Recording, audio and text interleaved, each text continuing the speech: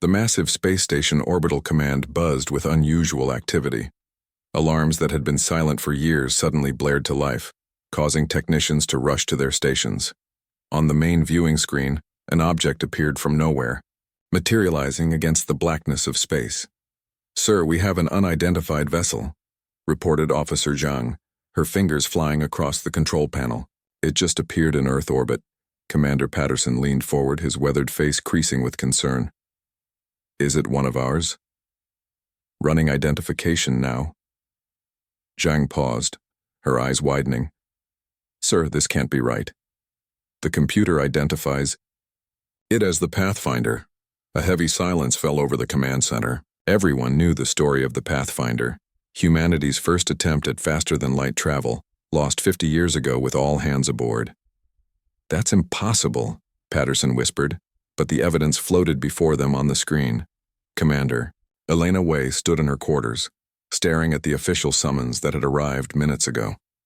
At 35, she had built a respected career in the United Earth Space Command, despite the shadow that always hung over her family name. Her great-grandfather, Captain James Wei, had commanded the Pathfinder on its doomed mission. Her communication device chimed. "Commander Wei," came the voice of Admiral Reyes, "report to my office immediately." 20 minutes later, Elena stood before a table of the highest-ranking officers in Earth's space fleet. Admiral Reyes wasted no time.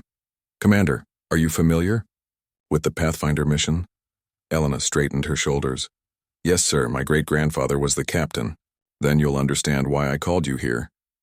The Admiral activated a holographic display showing a ship in Earth orbit. "This appeared 2 hours ago." Elena's breath caught in her throat.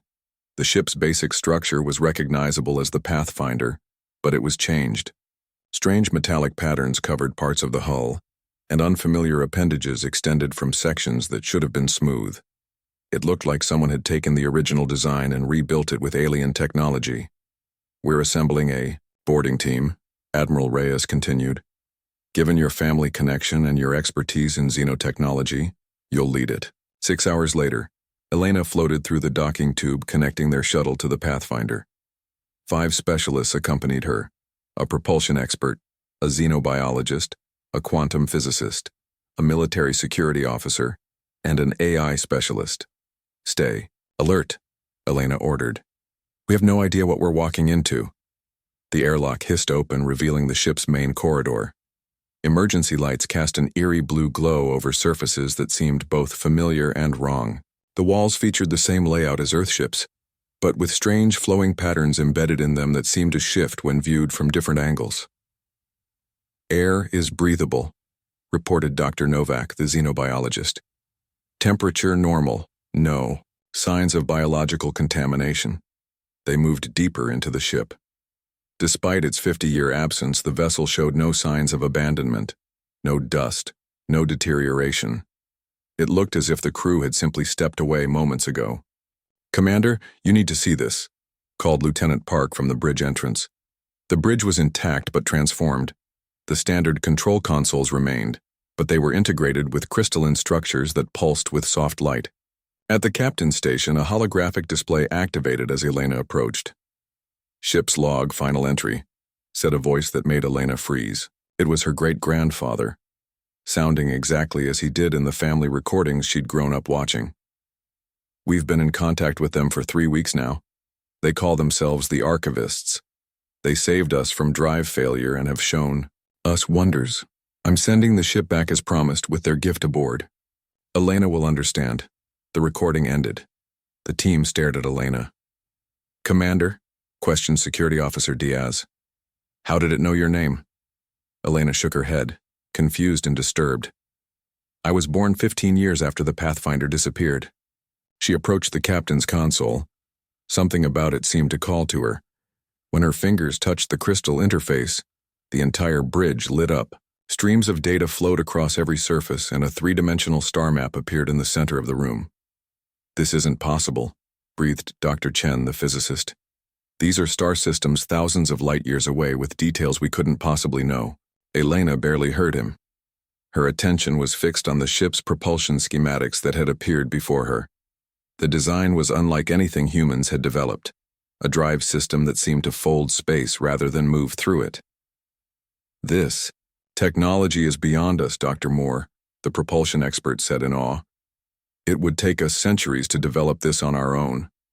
Officer Diaz's voice cut through their wonder. Or it could be a trap.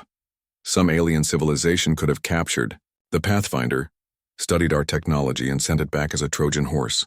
As they debated, Elena noticed something strange. Certain symbols in the data stream seemed to stand out to her, forming patterns that the others didn't appear to see. When she focused on them, they rearranged into words in English. The key is in your blood, Elena. They're coming, prepare. A soft ping sounded from the communication console. Earth was calling for their report. What do we tell them? Asked Lieutenant Park. Elena stared at the message only she could see. Whatever had happened to the Pathfinder and her great-grandfather, one thing was clear. They had sent this ship back for a reason, and somehow they had known she would be here to receive it. We tell them the Pathfinder has returned, she said firmly, and that its journey has just begun. As they prepared their report, none of them noticed the subtle changes occurring throughout the ship, systems activating and reconfiguring themselves. Deep in the vessel's core, a new power source hummed to life, responding to Elena's presence. The Pathfinder wasn't just a ship anymore, it was a message and a warning. Humanity's greatest leap was about to begin, whether Earth was ready or not. For 3 days, the Pathfinder remained in quarantine orbit. Military vessels surrounded it at a safe distance while scientists and officials argued about what to do next. Elena had been questioned for hours after returning from the ship, repeating everything she had seen, except for the message that had appeared only to her. Now she sat in a sterile conference room at Orbital Command, surrounded by the most powerful people on Earth. The technology on that ship is at least 2 centuries beyond our current capabilities, said Dr. Marcus Chen, who had been part of Elena's team. The propulsion system alone could revolutionize space travel. General Harman Shah, head of Earth's Defense Council, shook his head. Or it could destroy us all. We have no idea what this technology does. For all we know, it's designed to explode when we try to use it. World President Amara Okafor raised her hand for silence. Commander Wei, you've had the most direct contact with the vessel. What is your assessment? Elena chose her words carefully. I believe the ship was returned to us as a gift, not a threat. My great-grandfather's log mentioned beings called the Archivists who saved them from a drive failure. The modifications to the ship are clearly meant to be studied. Why now? Asked General Shah. Why return it 50 years later? I don't know, Elena admitted. But I intend to find out. That night, Elena couldn't sleep. The message she had seen kept repeating in her mind. The key is in your blood, Elena. They're coming. Prepare. She made a decision. Using her security clearance, she returned to the Pathfinder alone. The ship seemed different at night, more alive somehow. The crystalline structures pulsed with a soft blue light that followed her movements.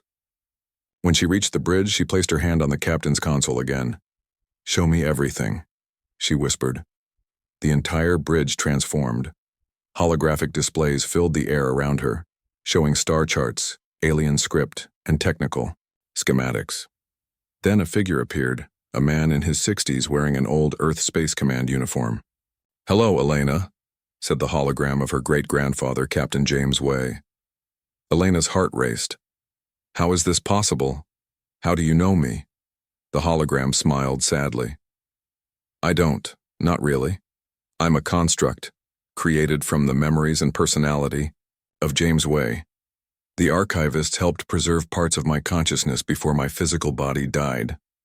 What happened to the Pathfinder? Where has it been for 50 years? For us, it was only 3 weeks, the hologram explained. The archivists exist outside normal space-time. They study emerging intelligent species across the universe. Our experimental FTL drive was about to tear the ship apart when they intervened. They saved us, studied us, and then the hologram flickered. My time is limited. Listen carefully. The archivists returned the ship now because humanity faces a threat. There are others in the galaxy who destroy civilizations reaching for the stars. They're called the Harvesters. Why didn't the archivists warn us themselves? They cannot directly interfere. It's their highest law, but they can help indirectly by returning what was lost with improvements. Elena looked at the complex technology surrounding her. This ship. Yes, the technology aboard can help humanity advance quickly enough to face what's coming. But Earth's governments will fight over it. That's why I asked the archivist to encode parts of the system to your genetic signature. My blood, Elena whispered, understanding. You are the key, Elena. Not because you're special, but because I trusted you would make the right choices. The archivist showed me possible futures. In most of them, humanity tears itself apart fighting over this technology. But in a few, we survive, Elena finished. The hologram nodded.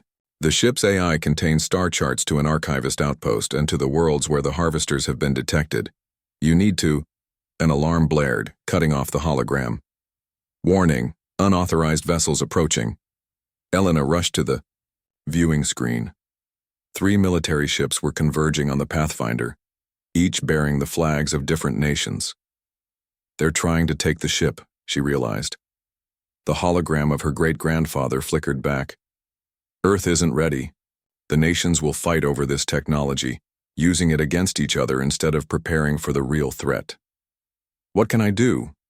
The ship has a crew manifest in its database, people I selected from current Earth personnel files.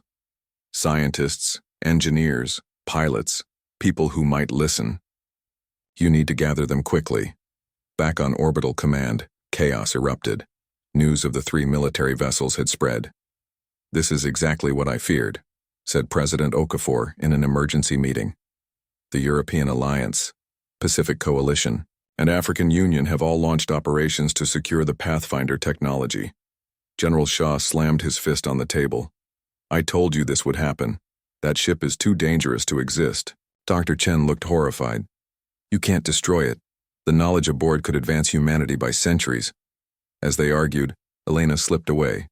Using her command codes, she accessed the personnel database and found the crew manifest her great-grandfather had compiled.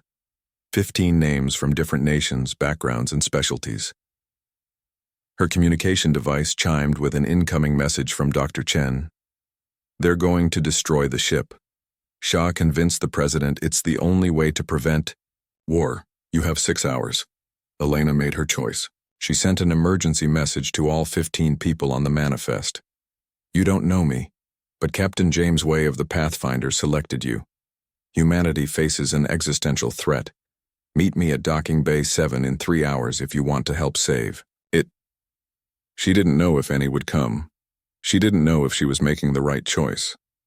But as she prepared to potentially commit treason by stealing the most valuable ship in human history, Elena remembered her great-grandfather's words about possible futures. In most of them, humanity destroyed itself fighting over the Pathfinder's technology. She was determined to find one of the futures where humanity survived. As the hours ticked by, Elena waited nervously at the docking bay. To her surprise, one by one, people began to arrive.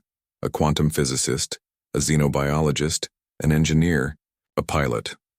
Not all 15, but enough. I don't understand why I'm here, said Dr. Sophia Patel, a brilliant propulsion expert. I just know I had to come. I'll explain everything once we're aboard, Elena promised. But I have to warn you, there's no going back from this. Behind them, alarms began to sound. Someone had discovered Elena's plan. It's now or never, she told the assembled group. Are you with me? As security forces rushed toward the docking bay, Elena and her new crew made their choice.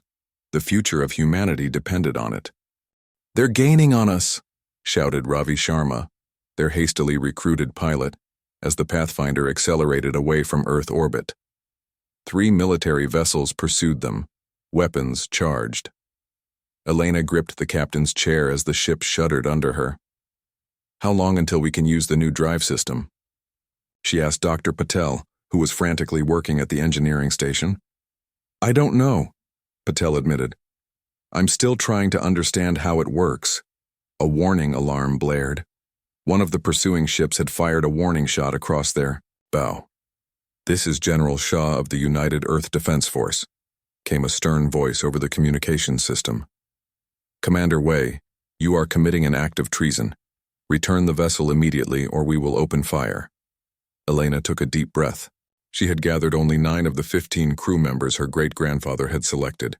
A pilot, an engineer, 2 physicists, a doctor, a linguist, a military officer who had defected to join them, a xenobiologist, and herself. It would have to be enough. "We're out of time," she said, turning to the holographic image of her great-grandfather that only she could see. "How do we activate the drive?" "You need to interface directly with the system," the hologram explained. "Place your hand on the eye crystal in front of the captain's chair and think about the coordinates I showed you." Elena did as instructed. The moment her palm touched the cool surface of the crystal, she felt a strange sensation, as if her mind was expanding beyond her body. The ship's systems appeared in her thoughts like a 3-dimensional map. "I see it," she whispered. "The drive mechanism. It doesn't move the ship through space. It shifts reality around it." She focused on the coordinates for the archivist outpost. The crystal under her hand began to glow brightly, pulsing in rhythm with her heartbeat. "Everyone hold on," she shouted to her crew. The pursuing ships were closing in. A weapons lock alarm sounded. "They're firing!" yelled the military officer Lin Kai. But before the missiles could reach them, the world outside the Pathfinder seemed to fold in on itself. Stars stretched into lines of light, and then everything around them shimmered like a heat mirage. For a brief moment, Elena saw something. Shapes and colors that her human mind couldn't properly process. Beings that existed in dimensions beyond normal space. And among them, she glimpsed what might have been the archivists, entities of pure energy and thought, watching as the Pathfinder passed through their realm. Then, reality snapped back into place. The stars returned to normal, but they were in a completely different configuration. "Where are we?" Dr. Chen asked, staring out the viewport. Ahead of them loomed what appeared to be a space station, but unlike any human construction, it was built in circular layers that spun in different directions, orbiting a dying red star. "That's the archivist outpost," Elena said. "We made it." Docking with the station proved surprisingly easy, as if the structure was designed to accommodate their ship. As the airlock opened, Elena led a small team consisting of herself, Dr. Chen, Dr. Patel, and Officer Lin to explore. The interior of the station was vast and eerily empty. Corridors stretched in seemingly impossible directions, defying normal geometry. Lights activated automatically as they walked, illuminating strange symbols etched into the walls. "These markings look like star charts," Dr. Chen observed. "But some of these star patterns don't match anything in our galaxy." They reached what appeared to be a central chamber, a massive spherical room with a glowing orb suspended in its center. As Elena approached, the orb pulsed with light. "I think it's responding to you," Dr. Patel said. Elena reached out toward the orb. When her fingers touched its surface, it expanded outward, projecting images all around them. They saw the history of the archivists, a species not unlike humans who had evolved millions of years ago on a distant world. They had expanded throughout their galaxy, building great civilizations until they encountered the harvesters. The images showed massive biomechanical ships systematically destroying worlds, preserving only data and knowledge while eliminating the physical presence of each civilization they encountered. "They're like cosmic librarians," Dr. Chen whispered in horror. "They preserve the knowledge but destroy the people who created it." The presentation continued, showing how the archivists had nearly been eradicated before discovering a way to transcend their physical forms, becoming beings of pure energy and thought. In their new state, they could no longer directly interact with the physical universe, but they could observe and, occasionally, guide. The archivists have been watching humanity. Elena realized as the images showed Earth from different points in history. They see something in us that they haven't seen in other species. The final image showed a fleet of harvester ships moving through space toward a familiar blue planet. Earth. They're already coming, Officer Lin said grimly. How long do we have? One more symbols appeared, which Dr. Chen quickly interpreted. Based on these star position, less than 3 months.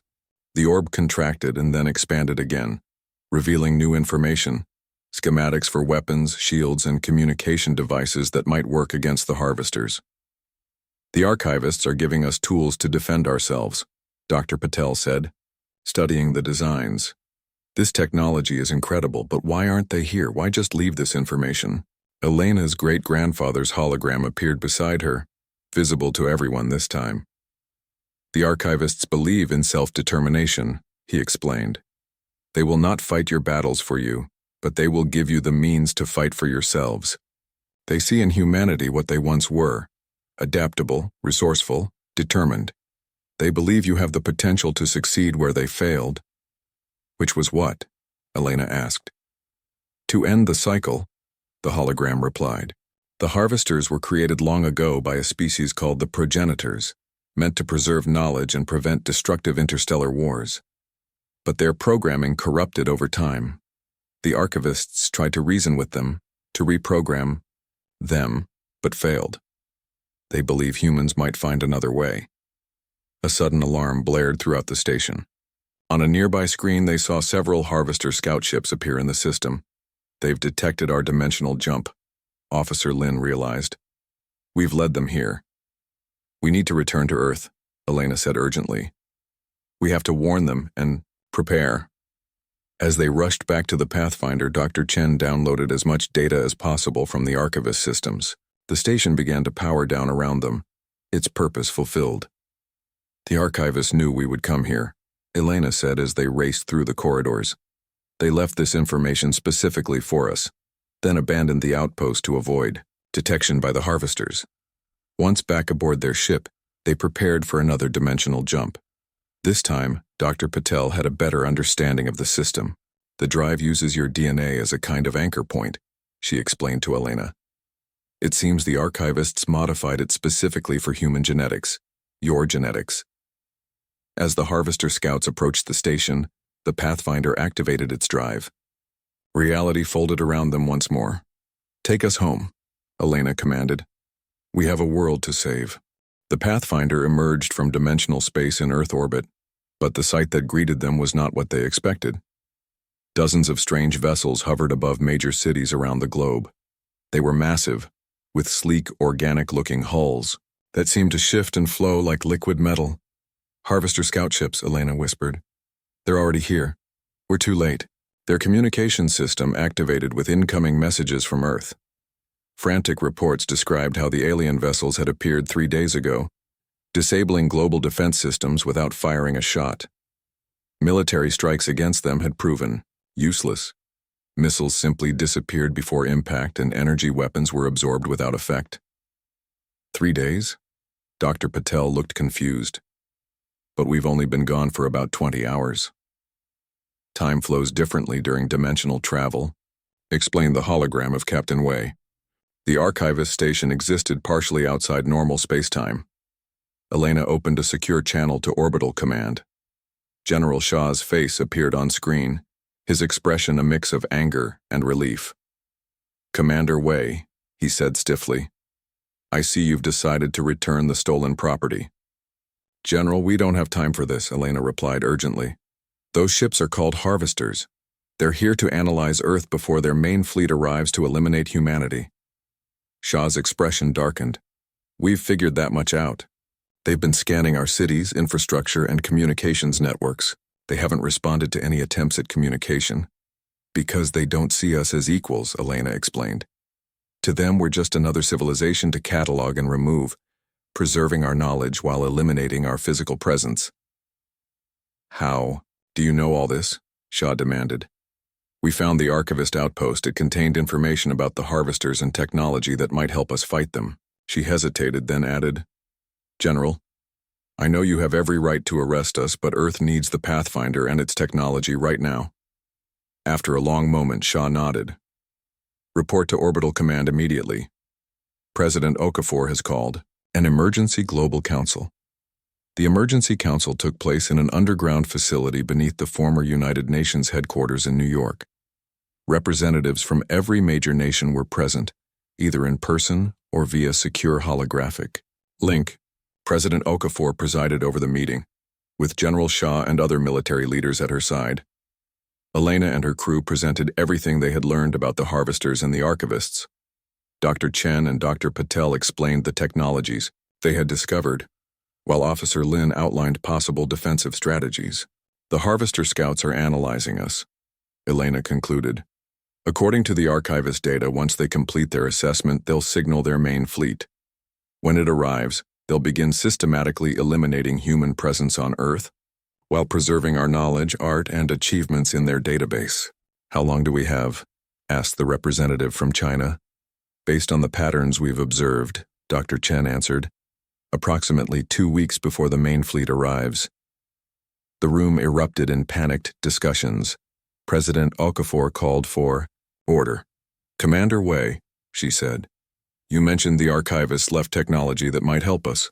What exactly are we dealing with? Elena nodded to Dr. Patel, who activated a holographic display showing the dimensional drive system from the Pathfinder. The archivists didn't give us weapons, Patel explained. They gave us a way to hide. This drive can move entire cities into dimensional pockets where the harvesters couldn't find them. You're suggesting we abandon Earth? General Shah asked incredulously. No, Elena said firmly. I'm suggesting we find another solution. The archivists believe humans have qualities they haven't seen in other species. Adaptability, creativity, determination. They think we might succeed where they failed.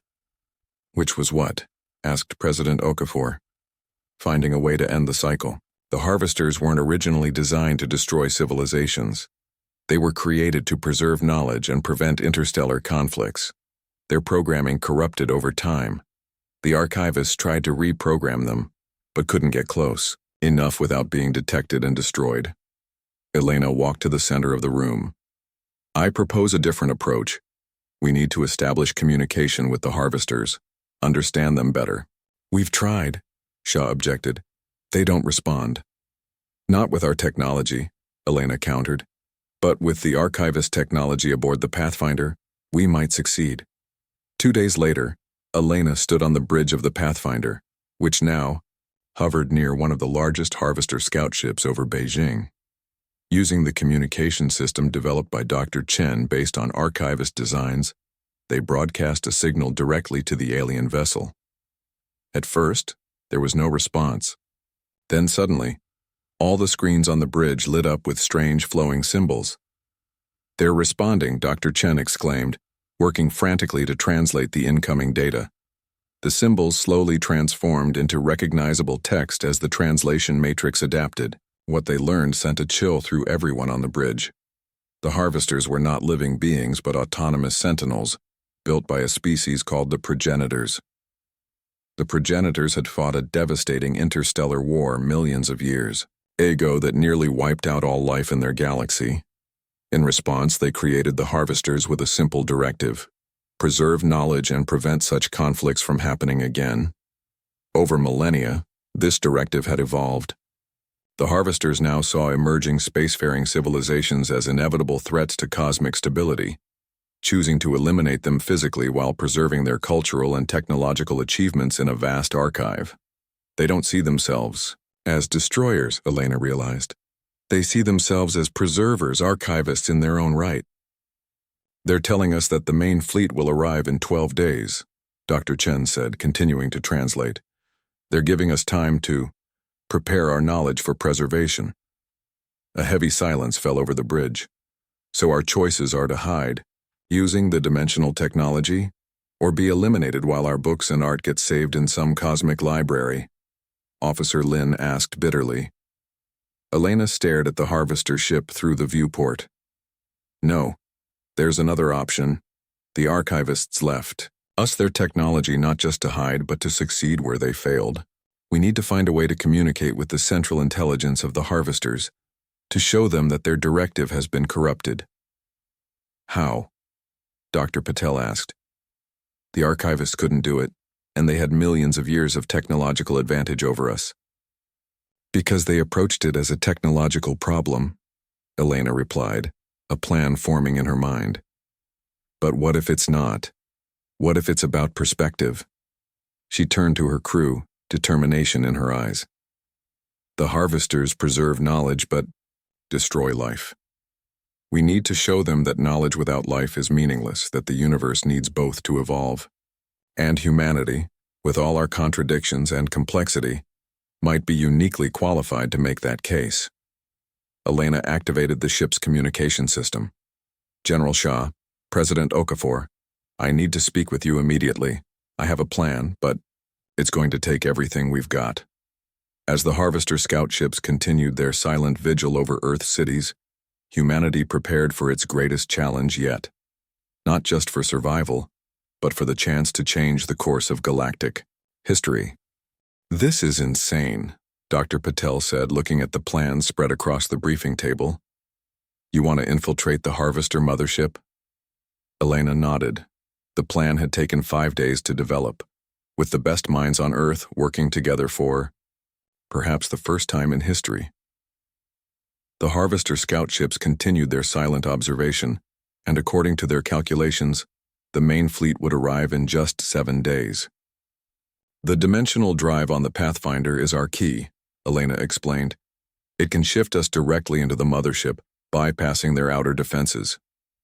If the mothership even has the same dimensional properties as the scouts, Officer Lin pointed out. We're basing a lot on assumptions.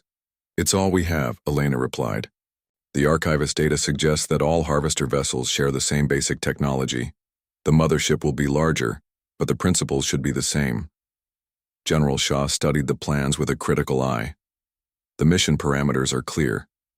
Get in, locate the Central Intelligence, and attempt to communicate with it. But what exactly do you plan to say to an artificial intelligence that's been eliminating civilizations for millions of years? Elena looked at the faces around her. In addition to her original crew, 3 specialists had joined the mission. Quantum computing expert, a cultural anthropologist, and a military special forces commander. We show them who we are, she said simply. Not just our technology or achievements, but our capacity for growth, adaptability, and compassion. The Harvesters preserve knowledge but destroy life because they don't understand that the two are inseparable. Knowledge without living beings to use it, challenge it, and expand it becomes sterile and meaningless. That's a philosophical argument, Shah said skeptically. Will machines understand that? The progenitors who built the Harvesters weren't machines, Dr. Chen reminded them. According to the archivist data, they were biological beings who created the Harvesters after nearly destroying themselves in war. Their programming has corrupted over time, but the original intent was preservation, not destruction. We're betting.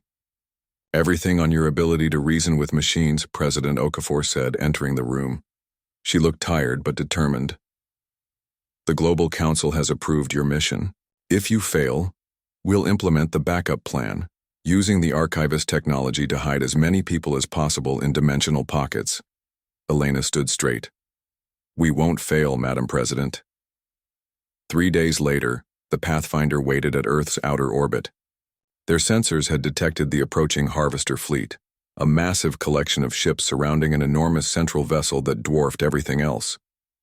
The mothership was the size of a small moon, its surface covered with intricate patterns that seemed to shift and flow. Dimensional drive charging, Dr. Patel reported from the engineering station. We'll have one shot at this. Elena sat in the captain's chair, feeling the weight of humanity's future on her shoulders. The hologram of her great-grandfather stood beside her, visible to the entire crew now. The coordinates are set for what appears to be a maintenance access point, the hologram said. Once inside, you'll need to move quickly. The Harvesters will detect your presence almost immediately. Everyone remember the plan, Elena reminded her team. Dr. Chen and I will lead the way to the central core. The rest of you will secure our exit path and be prepared for extraction. The massive mothership entered the solar system, its presence causing subtle gravitational disturbances that their instruments could detect even from a distance. Drive at full charge, Patel announced. Ready when you are, Commander. Elena took a deep breath. Initiate jump. The familiar sensation of reality, folding around them, followed. This time, Elena was prepared for the between space, the glimpse of dimensions beyond human perception. When the ship rematerialized, they found themselves in a vast chamber within the Harvester mothership. The interior was unlike anything they had expected.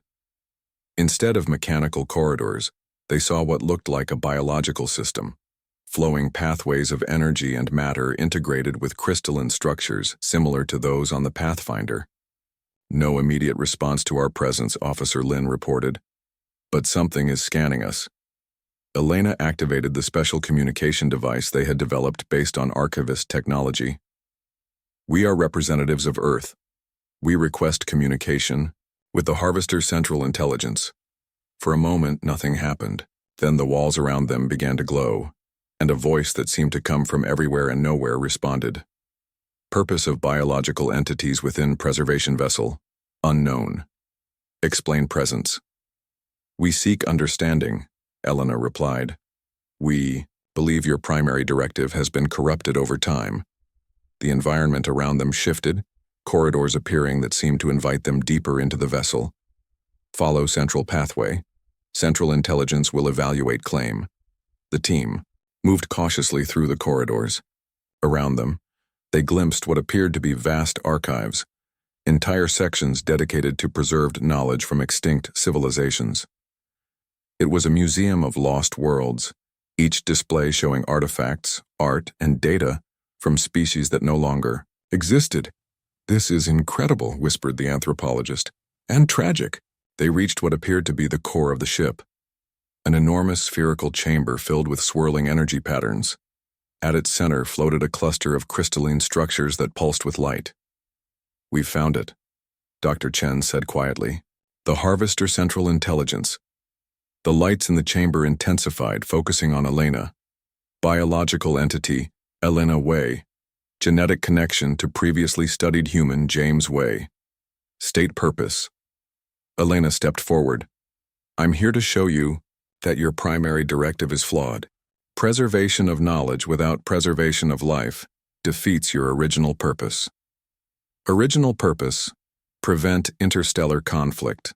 Method, preserve knowledge, remove biological entities capable of warfare and destruction. But knowledge without life is meaningless, Elena argued. It's the interaction between knowledge and living beings that creates growth and progress. Evidence required. Elena nodded to Dr. Chen, who activated a special device. It projected a three-dimensional display showing human history, not just achievements and technologies, but struggles, failures, learning, and growth. Humanity is not perfect, Elena explained. We make mistakes. We sometimes hurt each other. But we learn from those mistakes. We grow. And in growing, we create new knowledge that could never exist without that process. The crystalline structures pulsed more rapidly, analyzing the information. Further evidence required. Elena took a deep breath and stepped closer to the central crystal. Then see for yourself. She placed her hand on the crystal surface, using the same neural interface technology that allowed her to connect with the Pathfinder.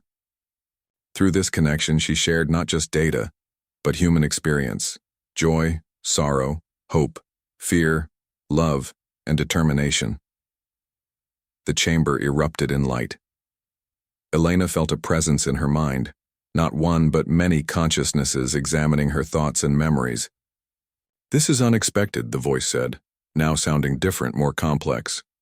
You are not simply accessing stored data. You are creating new patterns through experience. That's what living beings do, Elena replied. We create meaning from experience. Without us, knowledge is just information.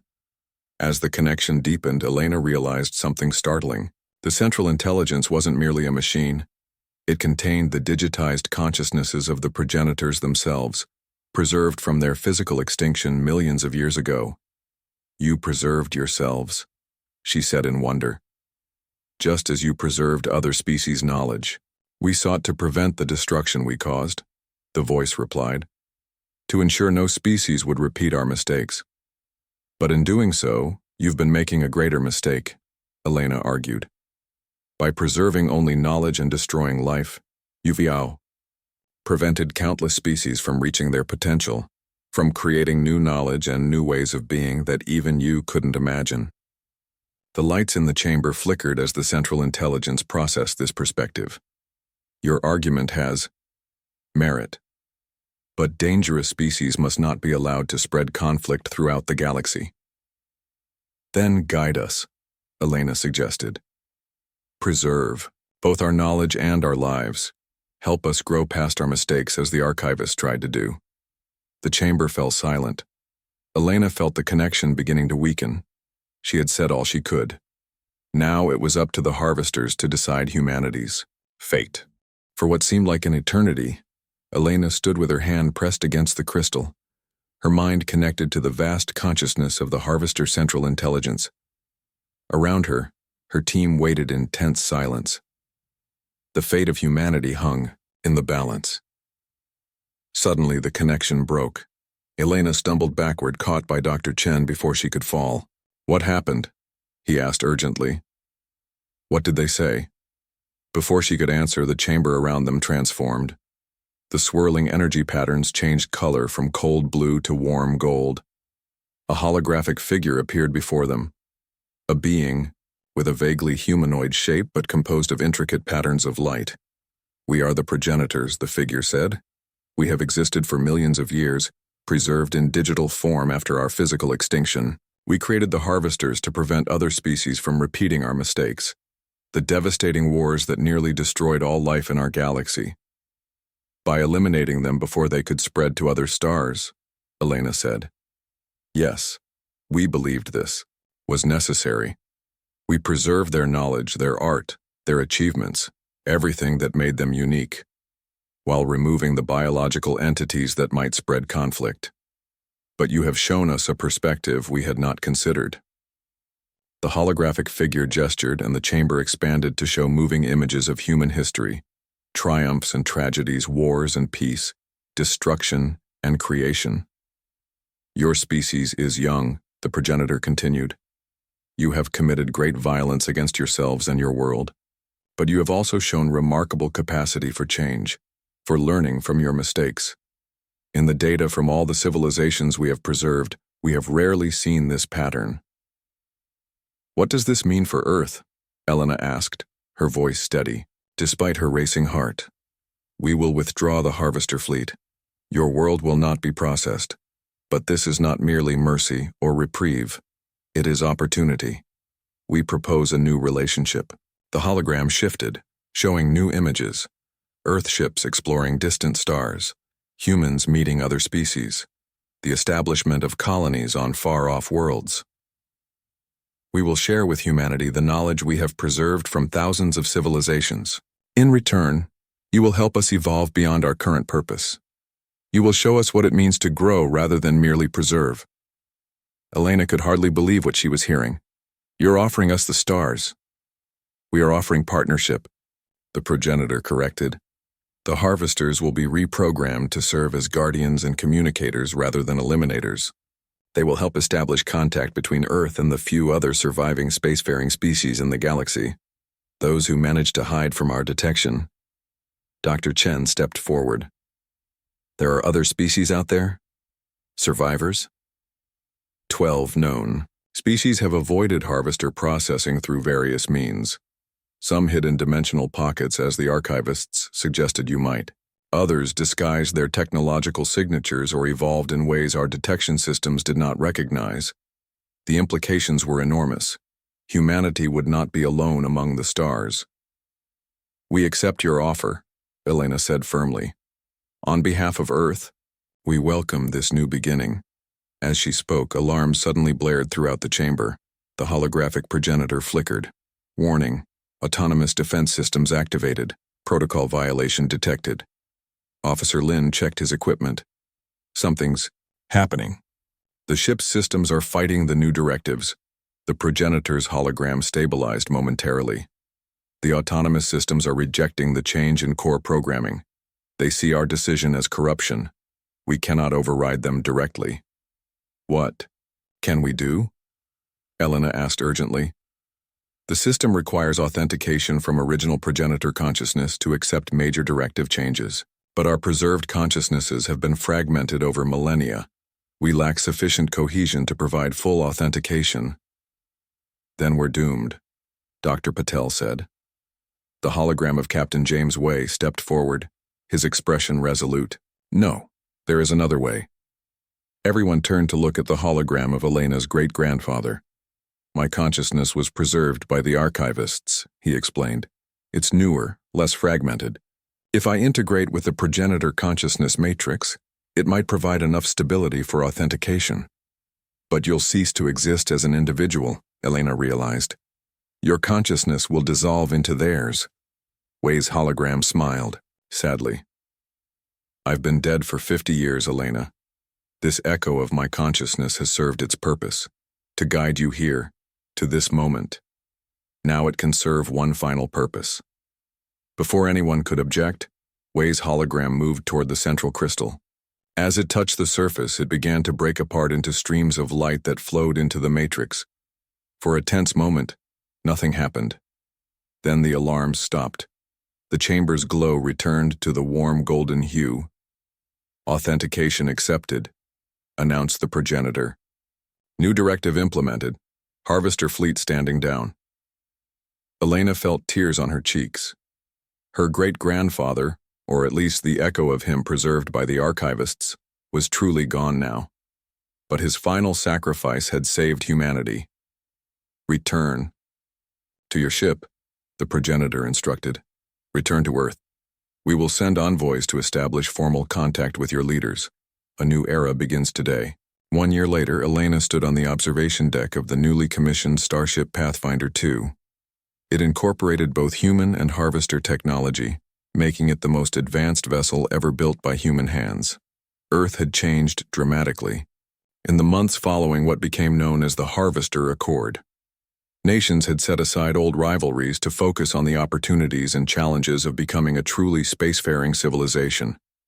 The knowledge shared by the reformed harvesters had accelerated human development by centuries, particularly in medicine, energy production, and environmental restoration. Admiral Way, said her executive officer, the delegates are ready.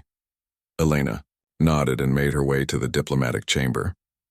Inside waited representatives from 12 different species, the other survivors of harvester processing who had been living in hiding throughout the galaxy. Today marked the first formal alliance between all known intelligent species, with humanity serving as the bridge. As she entered, she saw the holographic presence of a progenitor observer.